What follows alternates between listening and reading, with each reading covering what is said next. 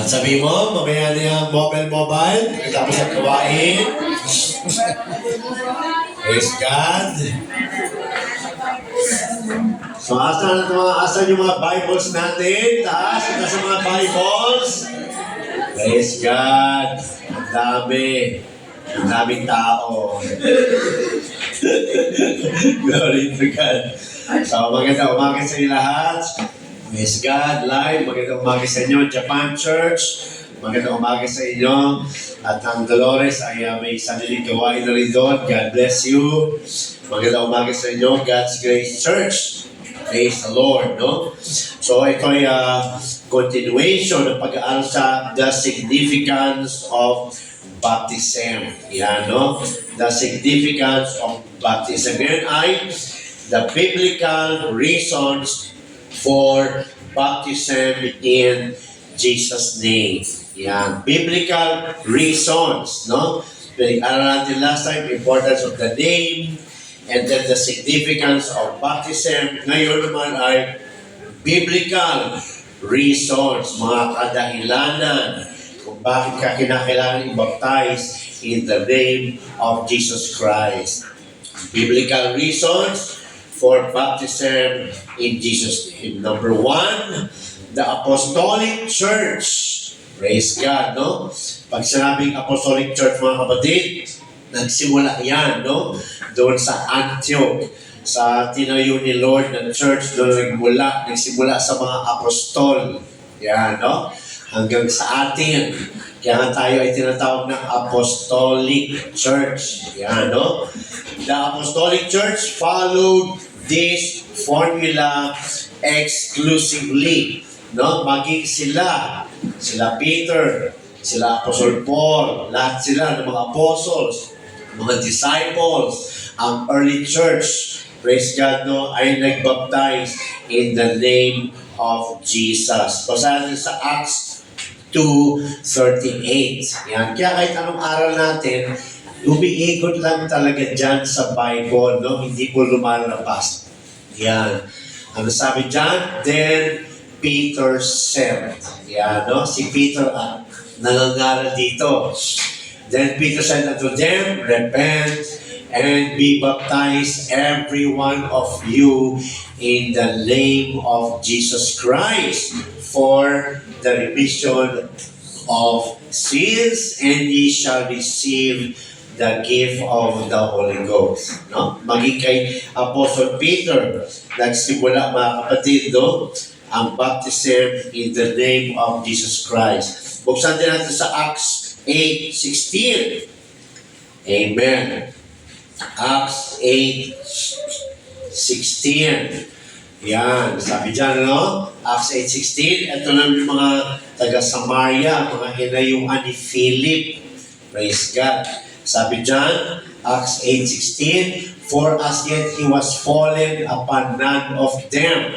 No, only they were baptized in the name of the Lord Jesus. No? Ano sabi niya? For as yet he was fallen upon none of them. Ano yung fallen upon none of them? Sila yung mga baptized na in the name of Jesus Christ, the Philip, mga kapatid, pero hindi pa po sila binababaan ng Holy Ghost. Yan. Yan yung sinasabi dyan.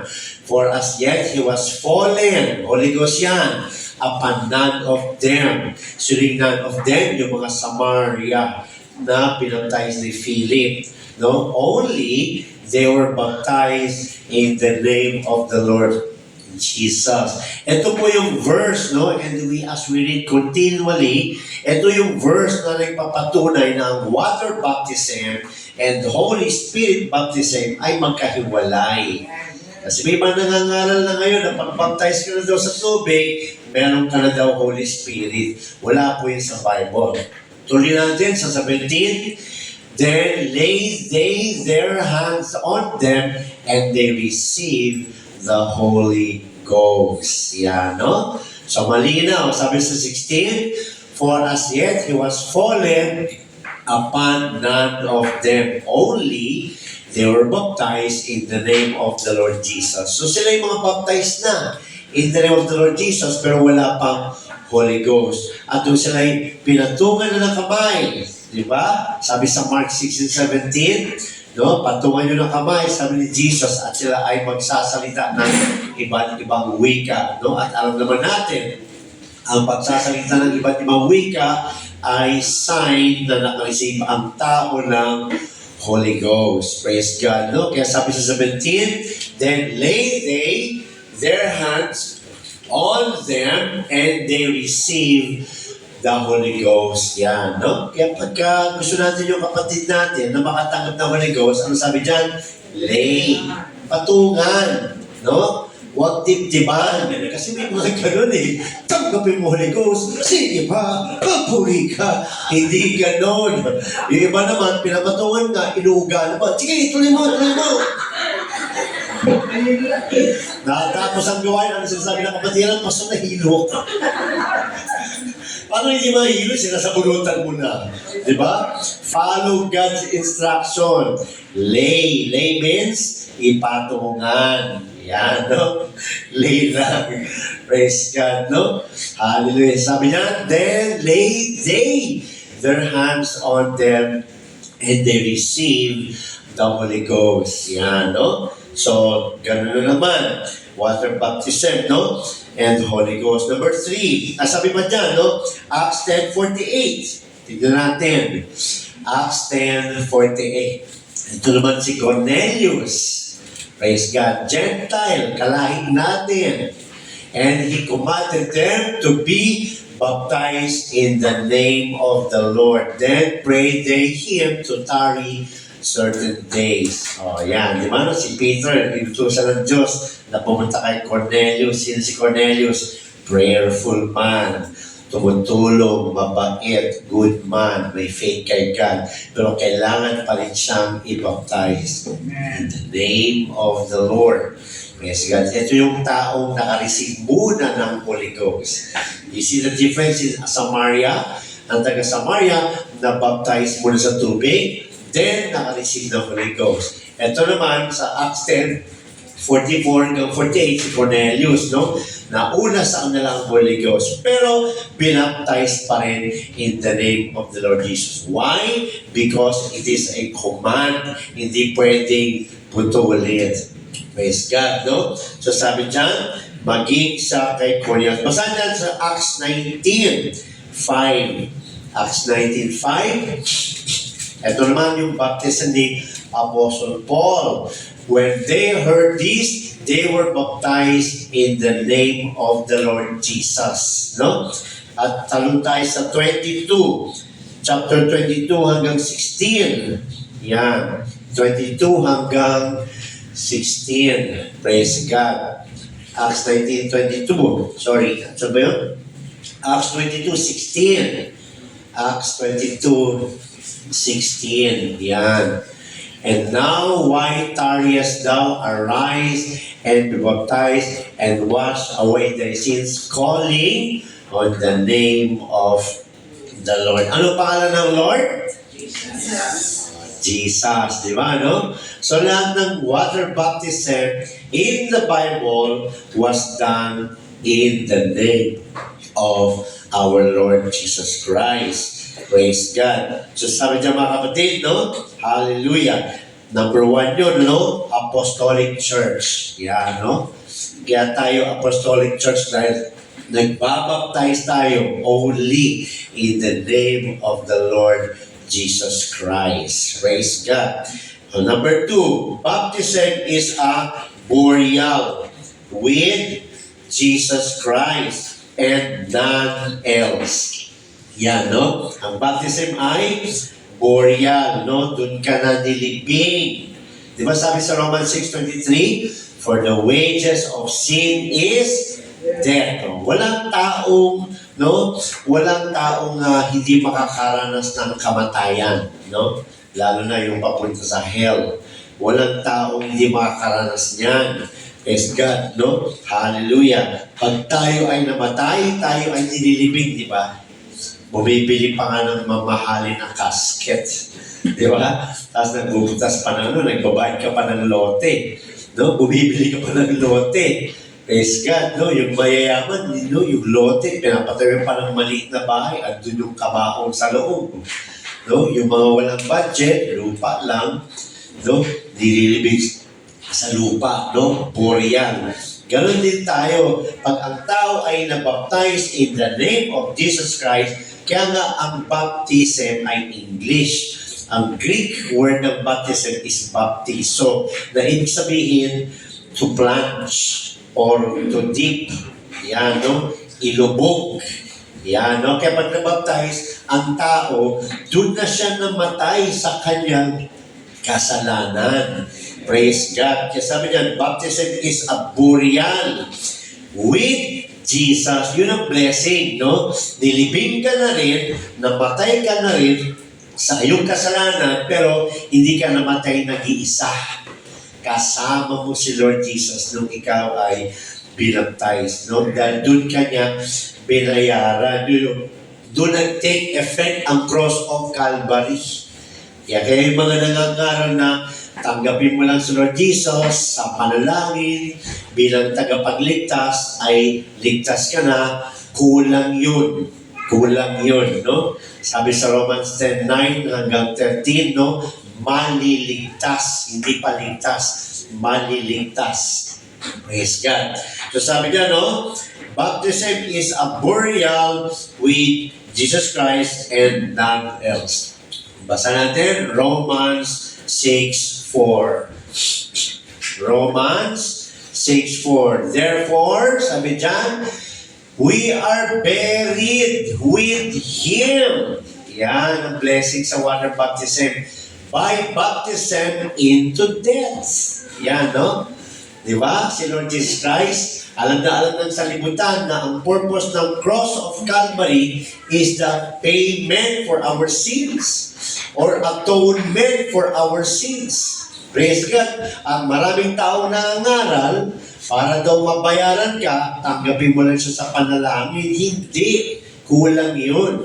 No? Kung gusto mong matanggap talaga yung kanyang kamatayan para sa iyo, para hindi ka mapahamak, para hindi ka mapunta sa impyerno, kinakailangan mo mabaptize in the name of Jesus Christ. Dahil bakit?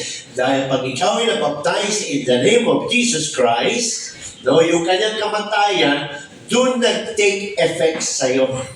Yan, no? Hindi nag-take effect yun sa pagtanggap lang sa panalangin. Nag-take effect ang cross of Calvary, ang payment, ang atonement of sin for us pag tayo ay nagpabaptize in the name of Jesus Christ. Na ilibing ka na. Yan, namatay ka na sa iyong kasalanan. Kaya sabi sa Romans 6:4, therefore, we are buried with Him by baptism into death. Yan, no? Praise God. Kaya kinakailangan natin talaga mabayaran. So, sino gusto mabayaran? Tayo. So, magpabaptize tayo. Yan. Ito mga kapatid, very clear ang Bible. That like as Christ was raised up from the dead by the glory of the Father, even so we also should walk in newness of life. No? Pag binaptize ka, namatay ka sa iyong kasalanan. Paglabas mo sa tubig, figurative yan eh. Paglabas mo sa tubig, yun naman yung baptize sa'yo ng Diyos ng Holy Spirit. Meron ka ng bagong buhay. Amen. Praise God. So, baptism is a burial with Jesus Christ and now no one else. No?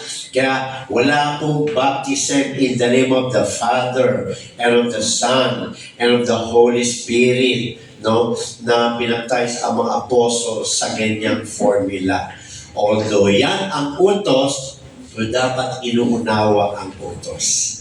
No? Baptizing them in the name. Yan. Kaya pag-aaralan din natin yung one God. Si Father, si Son, and Holy Spirit, si Jesus Christ. Yes. Kaya huwag tayo magpuputol sa Bible study dahil pag-aaralan natin lahat yan para maging clear, no? Number 3, baptism is a personal identification. Yan. Personal identification with Jesus Christ. Praise God. Na-identify ka ni Lord na ikaw ay Kanya. Pag-baptize ka sa pangalan niya. Paano ka ma-identify ni Lord na Kanya ka? Kung hindi ka naman nagpabaptize sa pangalan niya. Kung hindi ka naman sumunod sa utos niya. Paano kanya ma-identify na ikaw ay Kanya?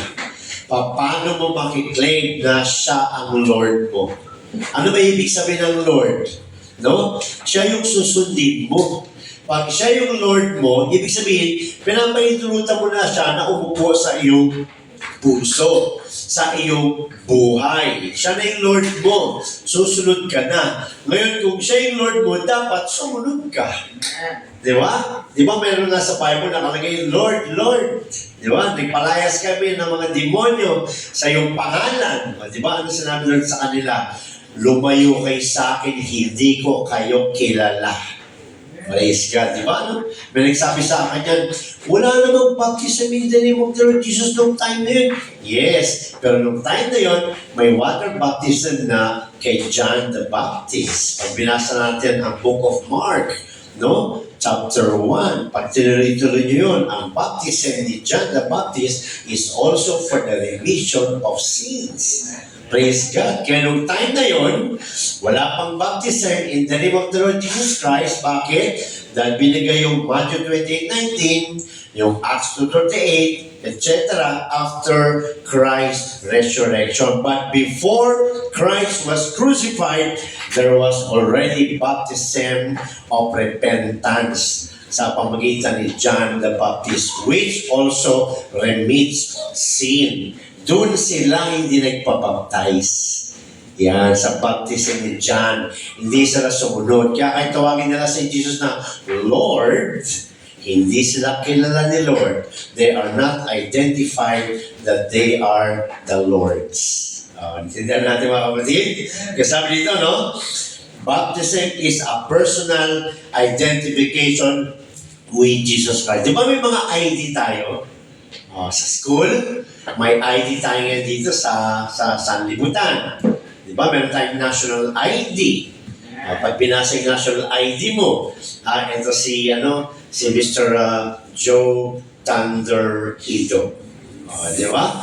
Ito si Miss Blessy Magallanes. Ano identification niya? Siya yung 17 years old. Nag-aaral siya sa ganito. Si Mr. Thunder Ido, siya yung mechanic sa gantong shop. Di ba, no? Identification. Pero hindi yan sa lupa. Pero meron din tayong identification, personal identification kay Lord. Di ba? Dito sa office sa sanlibutan, pag wala kang ID, hindi ka papapasukin. Di ba? Paano ka papapasukin sa kingdom ni Lord kung hindi ka identified sa pangalan niya? Di ba? Praise God. Kaya kung gusto natin makapasok sa kingdom of God, kaya sabi sa John 3:3, no? Verily, verily, I say unto thee, except a man be born again, he cannot see the kingdom of God. Dito pa lang sa lupa, no? Kung hindi siya mabuborn again, hindi na siya makaka-witness ng King's dominion, kapangyarihan ng Diyos dito sa lupa. Diba? Pero dahil tayo ay baptized, identified ni Lord na tayo ay sa Kanya, nagiging saksi ka na dito pa lang sa lupa. Nakikita mo na ang kingdom ni God, ang King's dominion ni God sa buhay mo dito pa lang sa lupa. Yan. At kung sino ang nakakita niyan, dahil baptized na siya, identified na ni Lord na ikaw ay akin, ikaw ang papasok sa kaharian ng Diyos. John 3:5. Verily, verily, I say to thee, except a man be born of water and of the Holy Spirit, he cannot enter. Hindi na enter na. Dahil yung mga nakasi dito sa lupa, sila yung mga sumunod. Kaya sila ang makakasama sa caught up in the air. Papasok sa kaharian ng Diyos. Very clear ang Bible. mga kapatid. No? Kaya ito ay, baptism is a personal identification with Jesus Christ. His name identifies us as His possession. Kaya mula nung nabaptize ka na in the name of Jesus Christ, siya na ang nagmamay-ari sa'yo. Possession ka na ng Diyos. Praise God, no? Nung tayo ay ipinanganak sa kasalanan, hallelujah, tayo ay naging, sino ang naging tatay natin nung tayo ay pinanganak sa kasalanan? Si Satan. Nakalagay yan sa John 8:44. Basta natin. John 8:44. Kaya kinakailangan tayo mabaptize in the name of Jesus Christ. Mabawi tayo. Ma-restore tayo. O sabi dyan, ye are of your father the devil. Praise God. Ang tatay natin noon ay ang devil, and the lust of your father ye will do. Kaya tayo gumagawa ng ganyang kasalanan. He was a murderer from the beginning. Kailan nangyari yan? Yung kay Adam at kay Eve.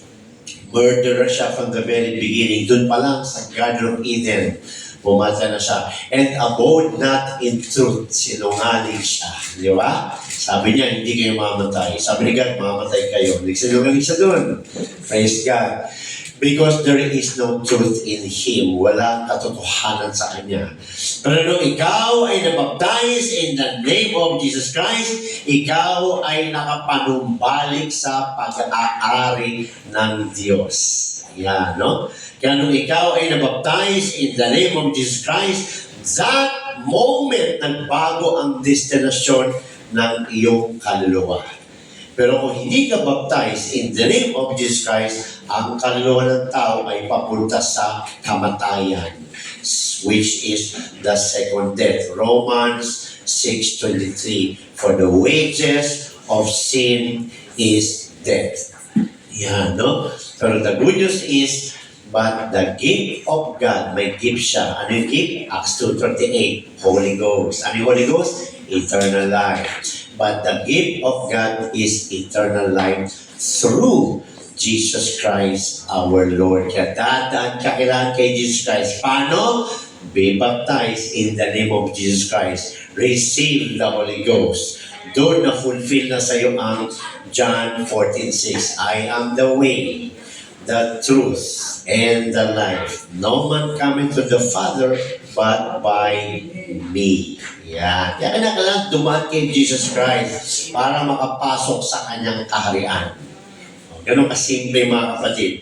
Kasi dyan, ito ang identification natin. We are identified that we are the Lord's. Siya na ang nagmamay-ari sa atin. Kaya lahat ng ating desisyon sa buhay, plano, pinapaalam na natin sa Kanya. Kasi bakit? Hindi na ikaw ang nagmamay-ari sa sarili mo. Hindi na rin ang Diablo ang nagmamay-ari sa sarili mo. Kaya ginagawa ng Diablo, dinanakaw na lang ang iyong puso. Dinanakaw na lang ang iyong pag-isip. Gusto kanyang turuan mag-desisyon na hindi sinasali si Lord. Hindi. Baptize ka na in the name of Jesus Christ. You are now the Lord's possession para i-bless ka. Yan. Gusto mo i-bless ang buhay mo, i-report mo kay Lord lahat ng plano mo. Yan. Gusto mo magtrabaho, sabihin mo kay Lord. Siya na nagmamay-ari sa'yo eh. Di ba yung mga magulang natin, basta-basta ba tayo umaalis ng bahay? Hindi. Nagpapaalam tayo. Bakit? Anak tayo ng ating tatay at nanay.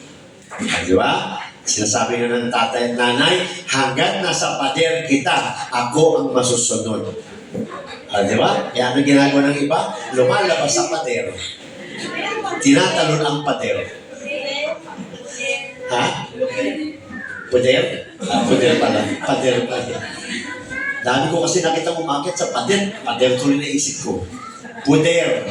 Yan. Ano yung puder? Tubong? Pamamahay? Law? Okay. The mother is the law. Di ba? Hanggang nasa puder kita. Yan, no? Ako masusunod. Yan. Di ba kaya sa lupa, sa bahay? Yes, God, no? May mga anak na rebelde, di ba? Alis talaga. Dalawang tayo. Medyo naiiba. No?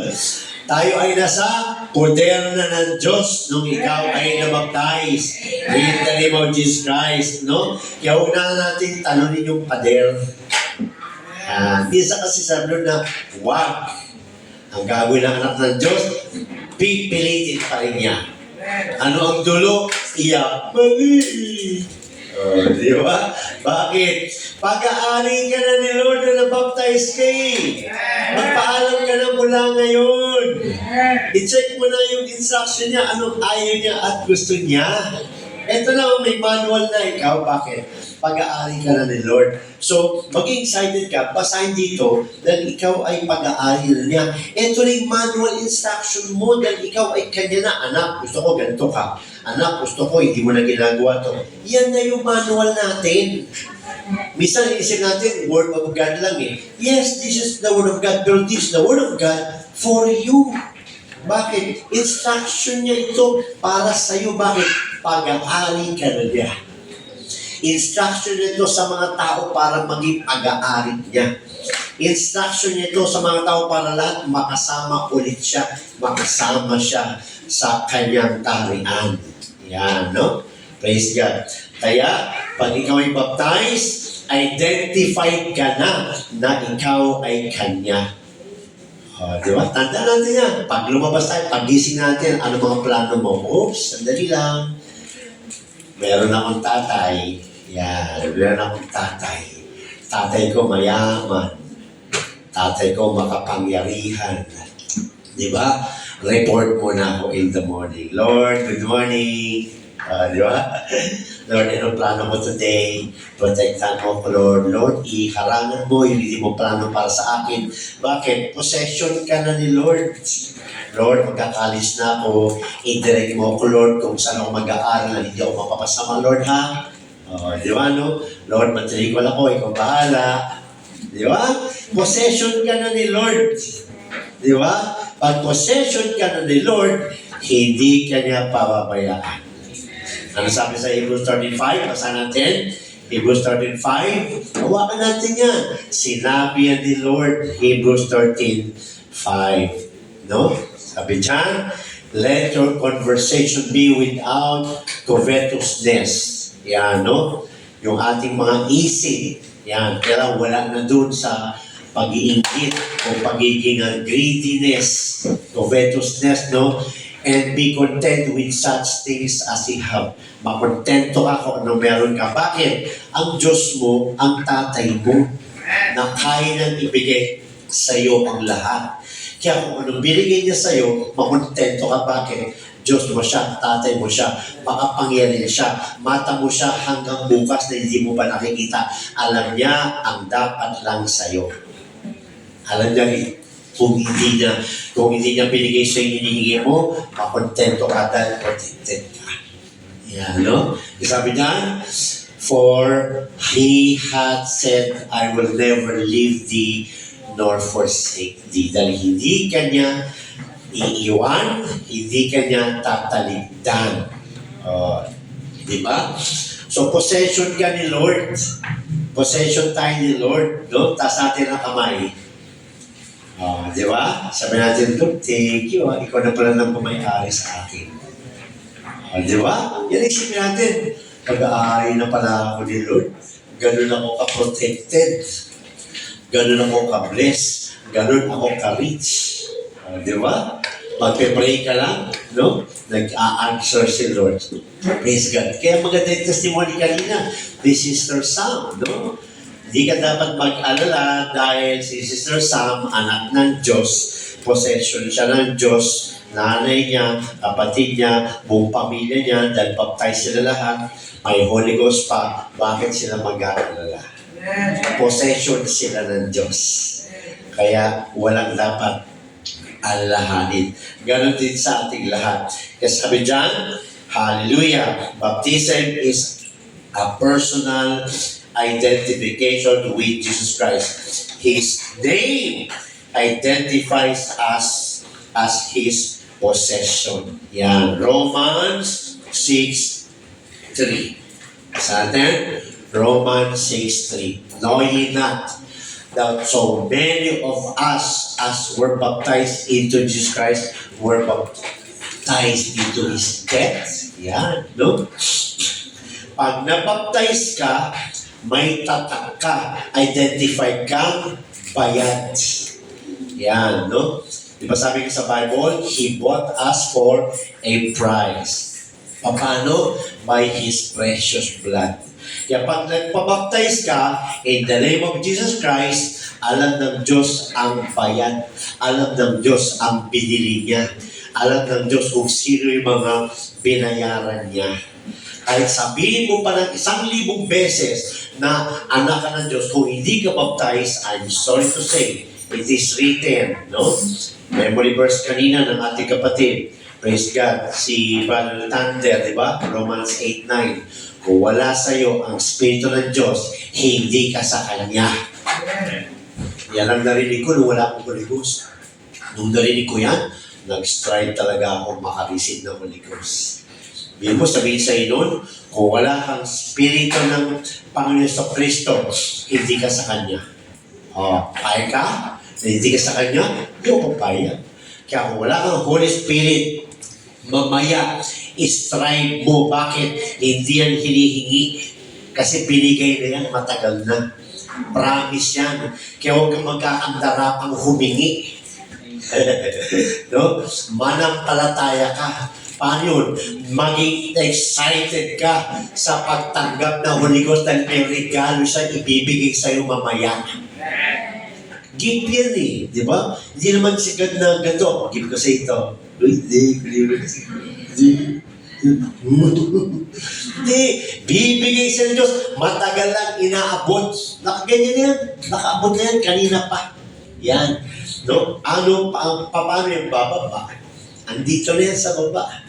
Diba sa Acts 2:4? Sabi doon, napaligod sila. Ang sabi sa Bible, yung kwarto nila, kanina pang puno ng Holy Ghost. Andito na yun, tatanggapin nyo mamaya. Dito na siya. Kanina pa tayong nakalubog sa Holy Ghost. Kanina pa. Hinihintay na lang bubukas yung puso ng konti. Pasok ang Holy Ghost. Kaya panampalatayaan. Huwag matakot. No? John 7:27, parang ang umiinom ng tubig. Ano mo, bibig mo, buka mo, para kaya ka. Pag may naramdaman ka, idiretso mo na yan. Magpakalasing ka sa Holy Spirit. Kasi sabi niyan, identified ka na ikaw ay Kanya. Praise the Lord. Hallelujah. Buksan natin sa Acts 15, verse 14. Yan, Acts 15, verse 14. Praise the Lord. Please na oras, no? Acts 15, verse 14. Simeon had declared how God at the first did visit the Gentiles to take out of them a people for His name. Praise God, no? Paano ka nagiging people? Praise God, sa pamamagitan ng pangalan ni Lord Jesus. Doon ka nagiging people of God. Yan, no? Hallelujah. Buksan din natin sa verse 17. Let's jump to verse 17.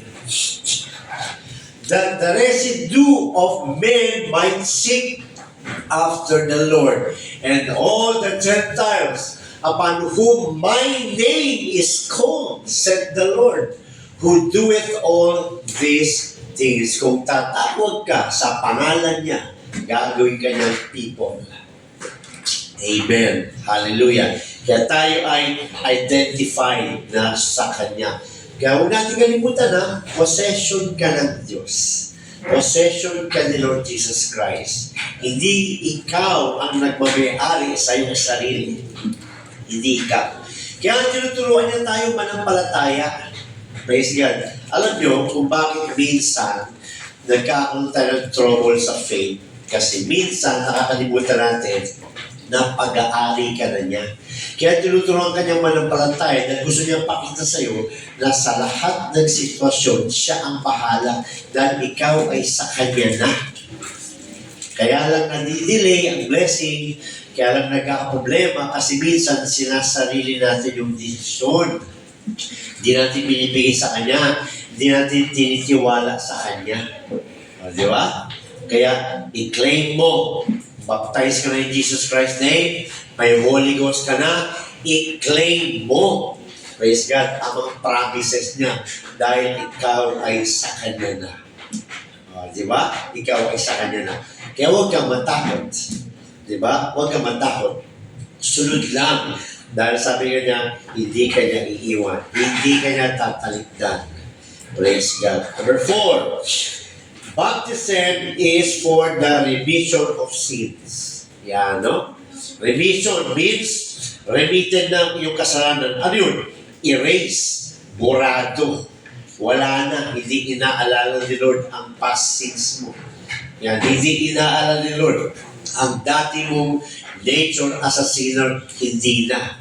Kaya pag baptize ka na in the name of Jesus Christ, huwag kang tatay dito sa pulpito at sabihin mo, ako ay isang makasalanan. Hindi ka na makasalanan. Righteous ka na. Ginawa ka ng righteous ni God. Hinugasan ka na. Remitted na ang iyong old nature. No? Mayroon ka ng remission of sins. Wash away na ang iyong sins. Ang nature mo as a sinner, wala na. Ginawa ka ng righteous ni Lord. Praise God. Kaya sabi dyan, baptism is for the remission of sins, and Jesus is the only name associated with the remission of sins. Walang makakaremit ng kasalanan mo maliban sa pangalan ni Lord Jesus Christ. Kaya kung baptize ka in the name of the Father and of the Son and of the Holy Ghost, your sins are not remitted. You shall die in your sins. Mamamatay ka pa rin sa iyong kasalanan. Praise God. Pero dahil ikaw ay baptized in the name of Jesus Christ, your sins are washed away. Your sins have been remitted. You have received remission of sins. No? Nakalagay sa Acts 2:38, nabasa na natin kanina yan. No? Then Peter said, repent and be baptized, every one of you, in the name of Jesus Christ for the remission of sins. No? Hallelujah. Ang Holy Ghost baptism is not for the remission of sins. It is for a seal. Seal yun, tatak yun. Ang water baptism is for the remission of sins. No? Hallelujah. Ang Holy Ghost baptism, no? Seal yun. Ephesians 1:13, tatatakan ka. Boom. Yan, no? Pero ang water baptism, washing of sins. Remission of sins. Babaguhin ni Lord ang iyong destination. Babaguhin ka niya sa kanyang mata. You are no longer a sinner. Pag sinabi mo kasing sinner, ano mo yun? Nature mo as a sinner. Hindi ka na sinner ngayon. Baptized ka na eh. Righteous ka na ngayon. Praise God. No? Hallelujah. Basa natin sa James 2:20. Tignan natin, no? James 2:20. Nung sumunod si Abraham, ano nangyari? James 2:20. Praise the Lord. Chapter 2, verse 20. Yan. Tuloy natin, no? But wilt thou know, O vain man, that faith without works is dead? Was not Abraham, our father, justified by works when he had offered Isaac his son upon the altar? Na justified ng Diyos ang faith ni Abraham sa pamamagitan ng kanyang gawa. Anong gawa yan? Good works? Hindi. Sa pagsunod niya sa utos ng Diyos na i-offer si Isaac. Yan. So may utos ang Diyos sa ating panahon na magpabaptize sa kanyang pangalan. So sabi sa 22, seest thou how faith wrought with his works, and by works was faith made perfect. Dahil sa kanyang pagsunod, yung faith niya naging perfect, acceptable to God. At sabi sa 23, and the scripture was fulfilled which said, Abraham believed God. Doon na patunayan na si Abraham ay believer. Mananampalataya. At anong epekto na? And it was imputed unto him for righteousness. Doon siya naging righteous sa harapan ng Diyos. And he was called the friend of God. Yan. Yan yung ibig sabihin ng John 3:16. For God so loved the world that He gave His only begotten Son, that whosoever believeth on Him should not perish, but have everlasting life. So ginagamit sa yung verse na yun, manampalataya ka lang, hindi naintindihan. Ang sinasabi ng John 3:16, mag-believe ka lang. Ano ibig sabihin nun? Sumunod ka lang sa utos. Yan, no? Kaya pag sumunod ka sa utos, nagpabaptize ka dahil yan ang utos sa ating panahon ngayon. In the name of Jesus Christ, you become righteous in the eyes of God. Yan. Hindi lang panalangin. Sunod talaga sa utos. Kasi sabi dyan, basahin natin sa Acts 10:43. Acts 10:43. Baka mag-extend tayo. Yan, hindi pwede ko tulit to. Acts 10:43. To Him give all the prophets witness that through His name, mga prophets, no, na witness nila mismo. Praise God, no? Nasa magitan ng kanyang pangalan. Whosoever believeth in Him shall receive remission of sins. Praise God. Hallelujah. Kasi sabi niya mga kapatid, no? Sa pangalan, yan, no? Naalala ko, may nakasyaran ako. No? Sabi niya, Pastor, hindi pwede yan. Dahil kung ang lahat ng nabaptismo ay sa pangalan ni Jesus, maraming babanggain. Baliktad. Kasi nagbabaptize sila sa Father, Son, Holy Spirit. Kasi sila hindi.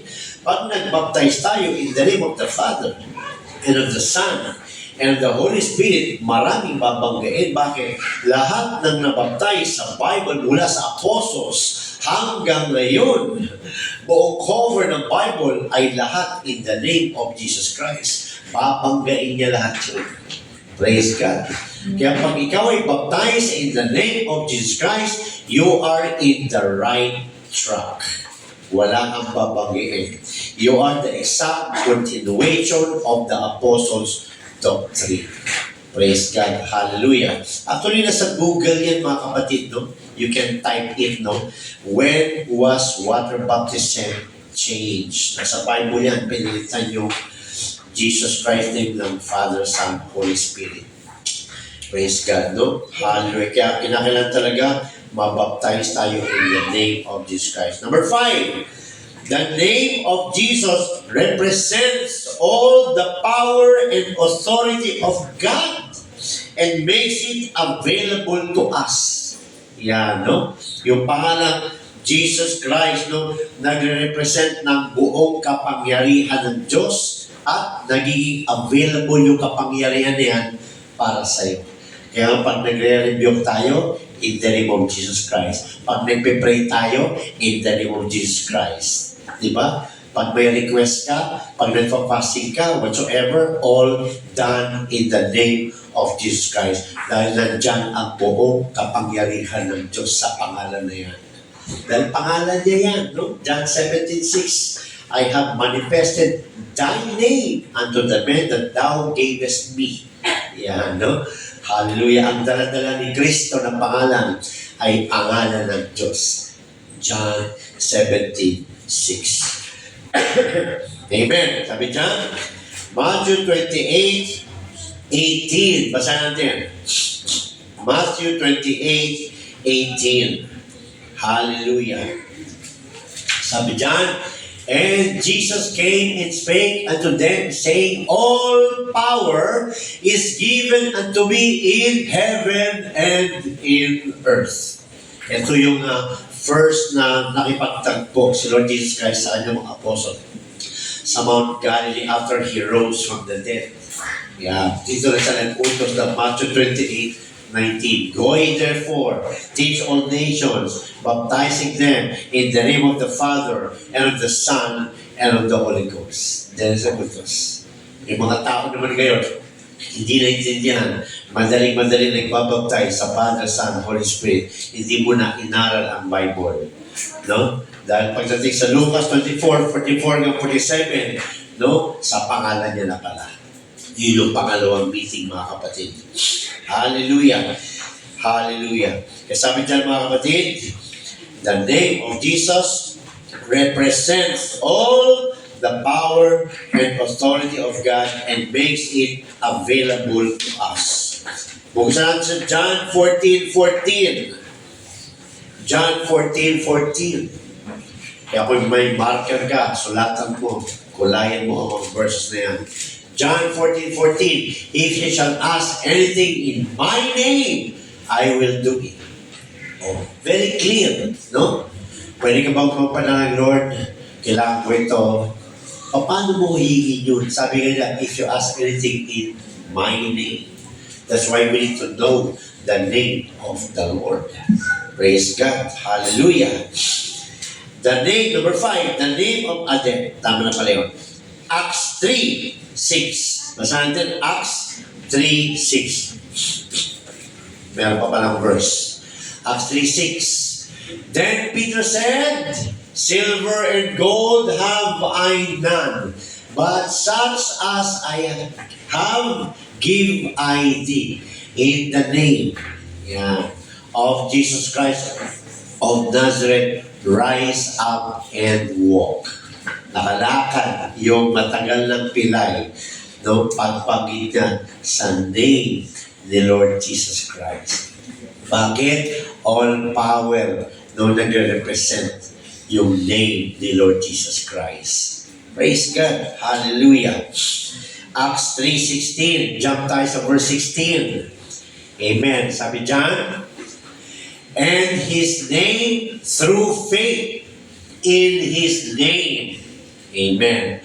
And His name through faith in His name hath made this man strong, whom ye see and know. Yea, the faith which is by Him hath given Him this perfect soundness in the presence of you all. Yan. Gumaling yan sa pamamagitan ng name ni Lord Jesus Christ.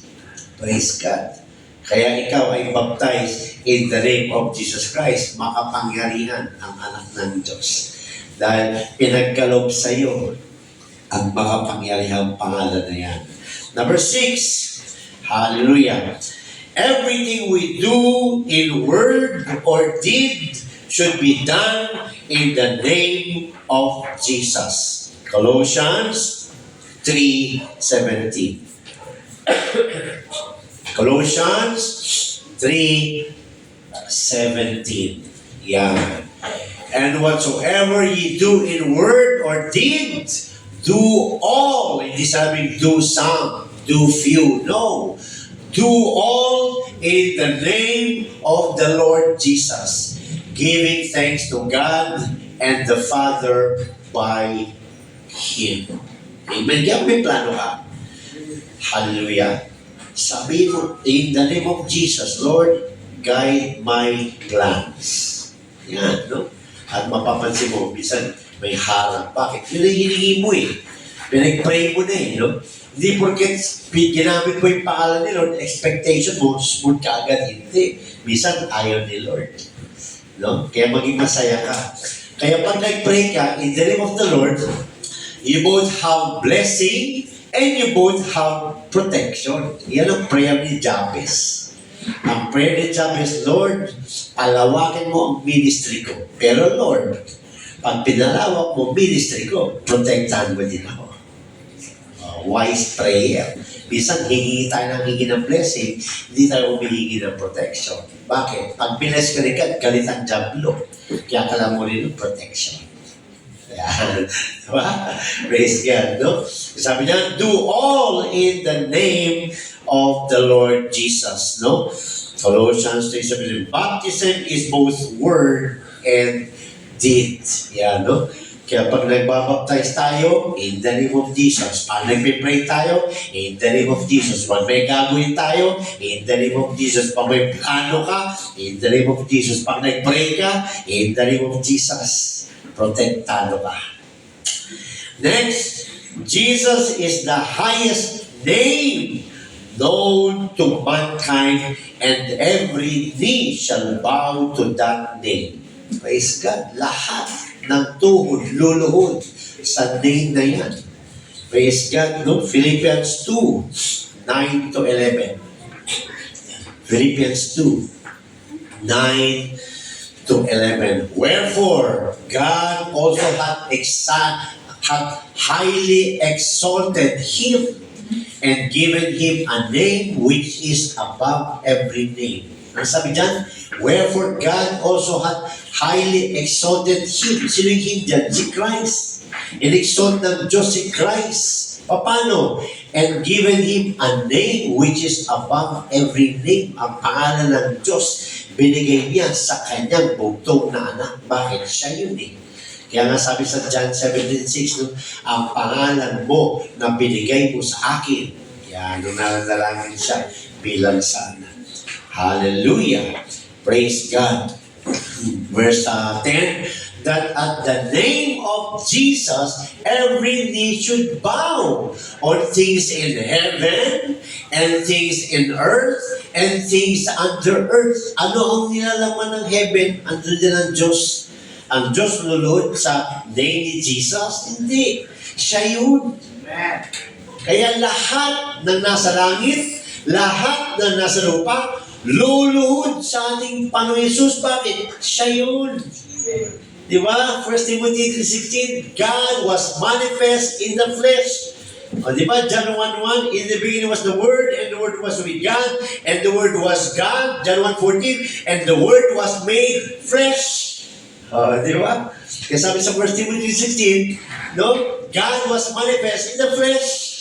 Di ba? Ano sabi sa Colossians 1:15, no? He is the image of the invisible God. Ano yung image? Yung flesh. Linaw-linaw ng Bible, mga kapatid, no? Praise God. Hallelujah. Kasabi sa Colossians 1:16, no? Siya yung creator. Kasi God, siya nga yung nahayag sa laman. Ay, hindi sila dalawang creator. Siya rin yun. Dahil siya yung nahayag sa laman para tubusin ka sa iyong kasalanan. Amen. Hallelujah. Kasabi dyan, 11, and that every knee, ayan.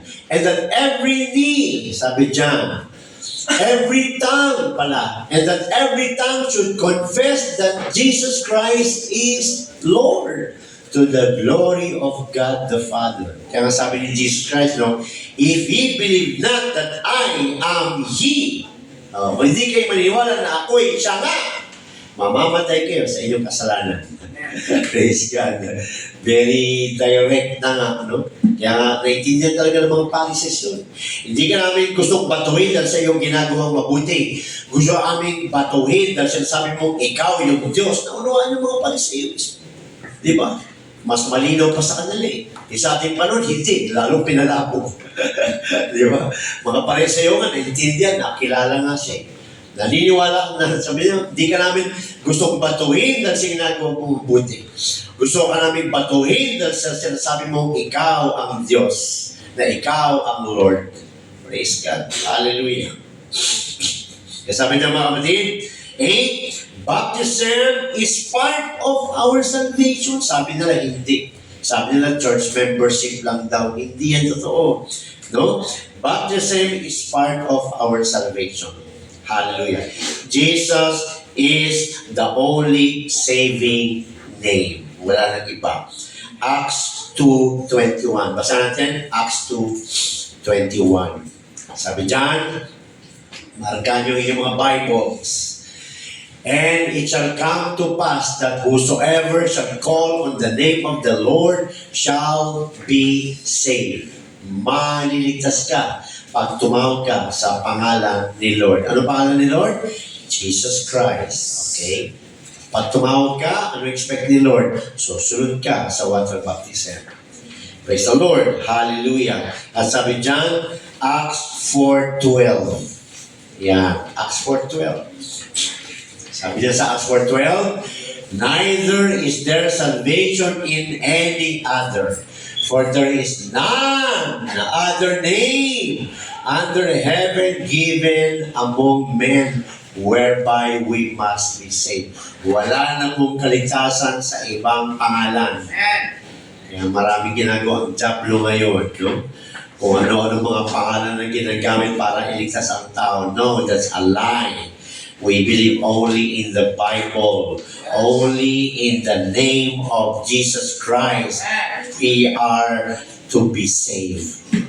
Wala nang iba. Nakasulat dyan. Hindi yan sinulat ni pastor. Hindi yan sinulat ni kung sino-sinong tao, mga kapatid, no? Neither, pag sabi, neither, wala nang iba. Neither is there salvation in any other. For there is none other name under heaven given among men whereby we must be saved. Kung gusto mo gumamit ng pangalan, maghanap ka ng lugar na walang langit. Pwede siguro yun. Di ba? Praise God. Hallelujah. At sabi dyan, 1 Peter 3:21, ang water baptism daw ay hindi nakakaligtas. Nakasulat. 1 Peter 3:21. Hallelujah. The like figure whereunto even baptism doth also now save us. Yan. Nagliligtas sa iyo. Bakit? Paano ka niligtas ng water baptism? Remission of sins. Yan, yung power ng kasalanan na dadaling ka sa kamatayan, buburahin ng Diyos. Walang masilik ang dyablo. Walang makita ang dyablo ng dahilan na ikaw ay kanya. Wala. Erase, binura, binago ng Diyos. Yan, no? So, paano yan? Not the putting of the filth, not the putting away of the filth of the flesh, but the answer of a good conscience toward God by the resurrection of Jesus Christ. Kaya hindi po tayo nagbabaptize sa tubig kung napipilitan. Bakit? Importante kasama ang kanyang conscience. Ano ba yung conscience? Unawa, isip, pagsunod. Hindi yung napabaptize dahil napilitan kay mami. Hindi yung nagpabaptize dahil kasama yung best friend. Hindi. Ang sabi diyan, the answer. Ang water baptism ay ito'y sagot mo, hindi sagot ni pastor. Sagot po ito na nagpapabaptize sa Diyos. Kasama ang kanyang puso at isipan. Kaya kung nabaptize ka, dahil napilitan ka, kailangan mo magparibaptize.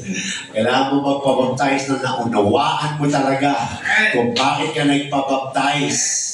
Hindi dahil kay best friend, no? Dahil sabi diyan, but the answer of a good conscience toward God by the resurrection of Jesus Christ. Malapit na tayo matapos. 9.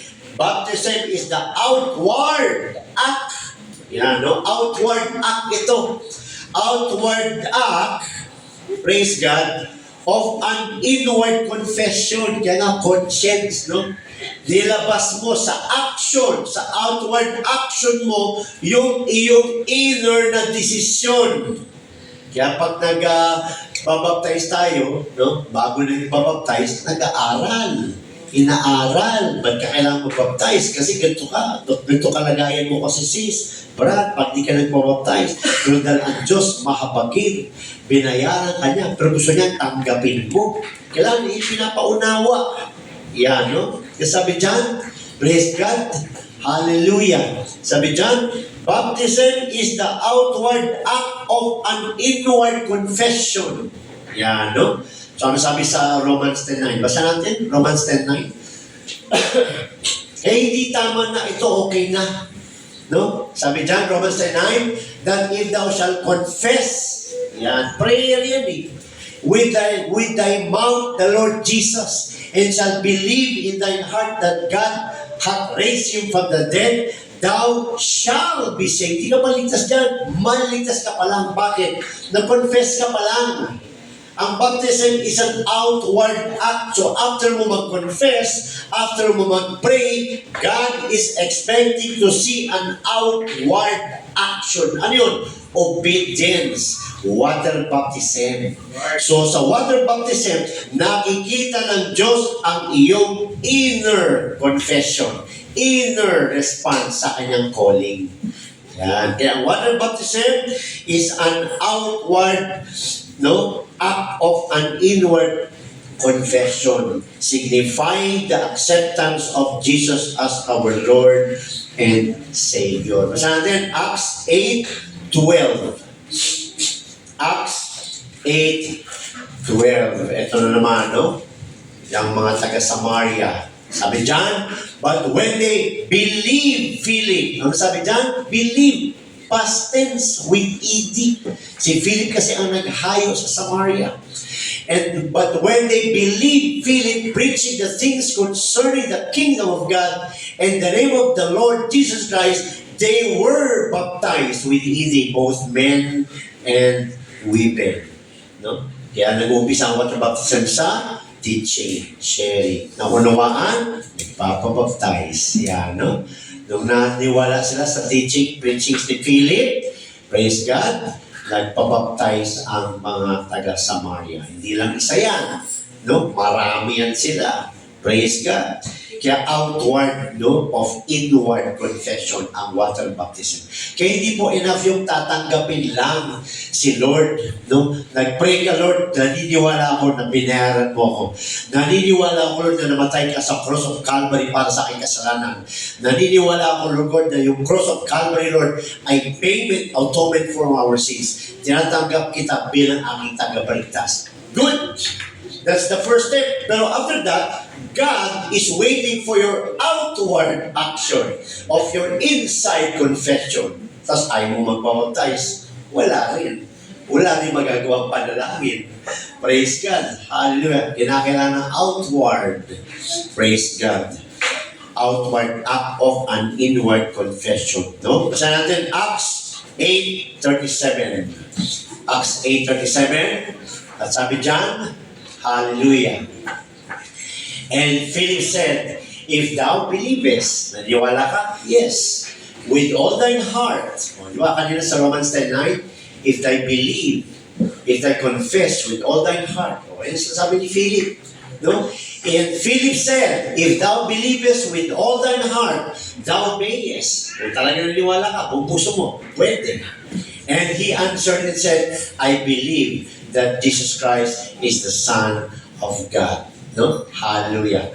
At siya ay nag-baptize. Praise God. Kaya, kasi nagsisimula sa aral, pangalawa, unawa, pangatlo, action. Yan, no? Doon na bubuo, no? Ang pagbayad sa atin ng Panginoon. Praise God.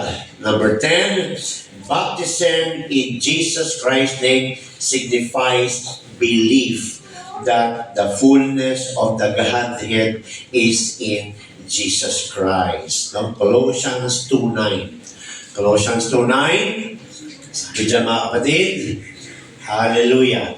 For in Him, sino si Him? Si Christ, yung Son, dwelleth. Aling dwelleth? Nanananahan sa Kanyang katawan. Ang alin? Ang kabuuan, the all. Kung hindi ka kontento sa all, the fullness. Hindi ko kontento sa fullness, the Godhead bodily. May Godhead ba sa Godhead? Pag sabi Godhead, that's it. We're talking about the one true God. Ang buong kapuspusan ng Diyos ay na kay Kristo.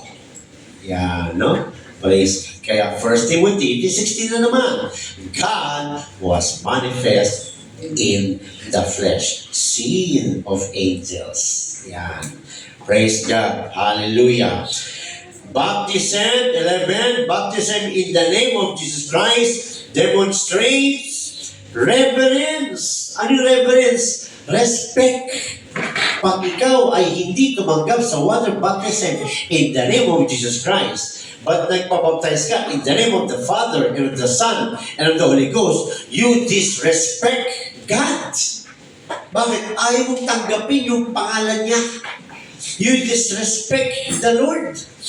Kaya sabi dyan, baptism in Jesus' name signifies, sabi dyan, baptism in the name of Jesus Christ demonstrates reverence. Ano ba yung reverence? High respect. Praise God. Reverence for and obedience to God's word over human tradition. Kaya kung hindi ka susunod, disrespect mo si God over man's tradition.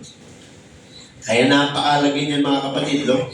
Hallelujah. Baptism in the name of Jesus Christ demonstrates reverence for and obedience to God's word over human tradition. Praise God. Hallelujah. Baptism is more than a symbolic ceremony. Hindi lang po ito ceremony na pinapanood ng tao, no? And public declaration para maging member na siya ng God's Grace Church. Hindi. Pag ikaw ay baptized in the name of Jesus Christ, no? Hindi ka lang naging member ng God's Grace Church o member ng church din sa lupa. Doon ka naging member ng katawan ni Christ. Doon ka naging member ng body of Christ. Hindi lang ito ang body ni Christ. Lahat ng Apostolic Pentecostal Church, lahat ng naniniwala sa nag-iisang Diyos, nagbabaptize in the name of Jesus Christ, tumatanggap ng Holy Ghost, nag-speak in tongues, may holy lives. Yan ang katawan ng Kristo. Kahit ano pa pangalan ng church. Hindi ka ililigtas ng God's Grace Church tapos hindi nagbabaptize. Mali. Hindi importante ang pangalan ng church. Ang pangalan ng church, dito lang yan, lisensya sa lupa. Ang importante, baptize ka sa pangalan ni Lord Jesus Christ. No matter what's the name of the church. Di ba? Minsan may makita ka, Pentecostal Church, ito na yun. No! Review their faith inside. Hindi porket nakita mo Pentecostal Church, ito na nga. Check! Ano po water baptism nyo? Babaptize kami dito, Father, Son, Holy Spirit. Wala na. Diba? The name of the church cannot save you. The name of the Lord will save you. Not the name of the church. Praise God. The Word of God. No, hindi organisasyon na magsasit natin. Pangalan ng Panginoon Kristo, salita ng Panginoon ang magliligtas sa atin. Yan lang, wala nang iba. Kaya sabi niya mga kapatid, no, dito na nagtatapos, baptism is more than a symbolic ceremony and public declaration of joining the church. Para maging church ka, praise God, hallelujah. No? By reading the Word of God, di ba marami tayong binasa ng verses? No, nagtatawag nga, simbahan daw. By reading the Word of God and observing the actions of the apostles. Diba, hindi sa internet. Iba, nalito kasi may aral na, may lessons na, magano pa sa internet. Andito na nga eh. Ang dami lang nating lessons eh. Gusto yung lessons? Humingi kayo sa akin. I-check nyo sa Bible yung binibigay kong lessons, no? Okay, iba, binibigay ko sa yung lessons. I-check nyo sa Bible. Ito ang final authority. God's Word, no? By reading the Word of God and observing the actions of the apostles and the early church, ano sinabi dyan? It becomes obvious, halata to us all that the name Jesus formula for water baptism is the only way to be baptized. Kaya mapala tayo mga kapatid, nadala tayo ng Diyos sa totoong iglesia niya. Palakpakan natin, punin natin ang Diyos na babae. To God be all the glory. Hallelujah. God bless us all in Jesus' name. Amen. Thank you, Jesus.